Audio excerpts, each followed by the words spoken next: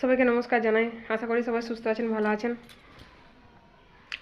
একটা কি জিনিস জানেন, আমরা যখন মন থেকে কোনো কিছু প্রার্থনা করি বা মন থেকে যখন কিছু চাই না, তখন ভগবান যিনি উপরে আছেন উনিও মাঝে মাঝে মাঝে মধ্যে উনিও চেষ্টা করেন যাতে আমাদের কাছে আমাদের ইচ্ছেটাকে যাতে উনি পূরণ করতে পারেন। তার কারণ আমার যে খারাপ সিচুয়েশান এখন এই প্রেজেন্ট অনেক কম জনের আছে, কিন্তু তার মাঝেও আমার খুব একটা আক্ষেপ ছিল যে আমার এবছর টাকার কি বলবেন নিজের ব্যালেন্সটা এত কম অ্যাকাউন্টে। তাছাড়া তার সাথে সাথে আবার 2 মাস পর ট্রিটমেন্টের জন্য আবার বাইরে যেতে হবে, তাহলে হয়তো আমি আমার কাজগুলো করে উঠতে পারবো না। আমাদের ঠাকুমা অনেকগুলো আছে, দাদু অনেকগুলো আছে, যারা প্রতি বছরই আমার কাছ থেকে আশা রাখে যে তাদেরকে আমি হয়তো একটু হলেও সহযোগিতা করব।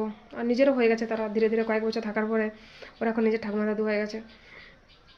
তো হতাশ হতে হতে হতে হতে তো মাঝে মধ্যে কান্নাকাটিও করি যখন খুব একা লাগে, মনে হয় যে কেউ কোথাও নেই।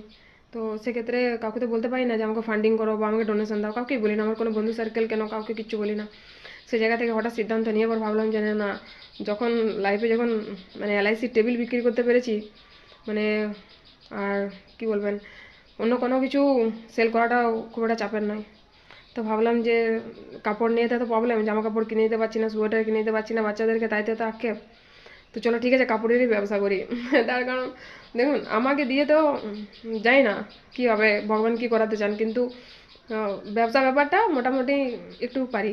তো চেষ্টা করছিলাম যে যদি ব্যবসাটা করা যায়, তো দেখলাম না, ওখানেও আমি যথেষ্ট সাকসেস পাচ্ছি, মোটামুটি পাচ্ছি। এবার আমার কে বিষয়টাকে কেমনভাবে নেবে জানি না, তার কারণ প্রতিটা কাজে খুব রেসপেক্টে, যে কাজ থেকে একটু আর্নিং আসে সেটা সৎ হতে হবে, আর কাজটা প্রতি অবশ্যই নিষ্ঠা থাকতে হবে, কাজটাকে রেসপেক্ট করতে হবে।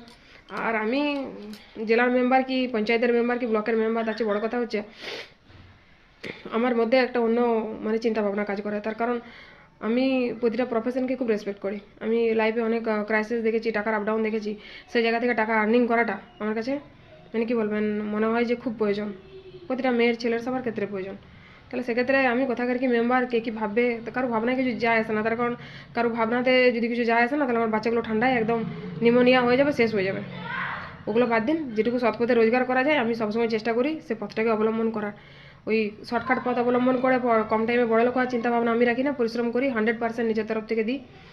আর ছোটোখাটো কাপড়ের ব্যবসা থেকে যেটুকু লাভ এসছে, আমার বাচ্চারা এবছর শীতটা পেরিয়ে যাবে, কোনো অসুবিধা নেই। তাদের যদি কেউ সহযোগিতা নাও করে কোনো সমস্যা নেই, আর একটু কাজ বাকি আছে, দেখবো যদি কাজটা কমপ্লিট করা যায়। অনেক বাড়তি বাচ্চাকে বলে এসেছি যে তাদের জন্য আমি এবছর সোয়েটার কিছুদিনের মধ্যে ব্যবস্থা করবো, যদি করে দিতে পারবি, যদি পারি, তাহলে জানবেন যে এটা আমার কাছে একটা এক্সট্রা পাওনা। সবাই ভালো থাকুন, সুস্থ থাকুন। আর বাড়ি আসার পর আমার খুব